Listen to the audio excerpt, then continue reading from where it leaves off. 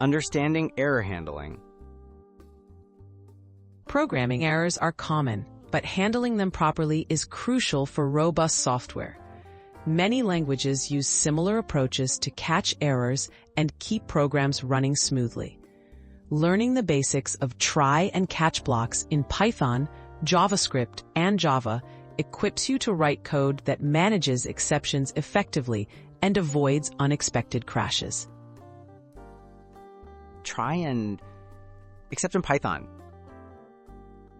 In Python, error handling uses the try and except keywords. Code that might cause an error is placed in a try block.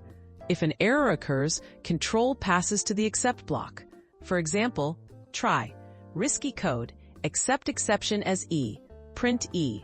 This structure lets you respond to specific errors and keep your program running. Try and catch in JavaScript. In JavaScript, error handling uses try and catch blocks. Place code inside a try block. If an error occurs, the catch block runs. For example, try, risky function. Catch error, console log error.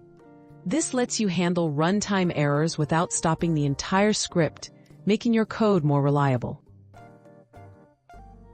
Try and catch in Java.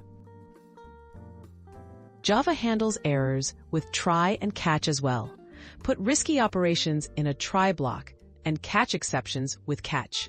For example, try, risky method, catch exception E, system out print line E. Java also uses a finally block for code that must run, whether or not an exception occurs. Best practices for error handling. Always catch specific exceptions rather than generic ones when possible, so you know exactly what went wrong. Avoid suppressing exceptions silently. Log them or inform the user if needed. Proper error handling improves program stability and user experience and is a fundamental skill across every programming language.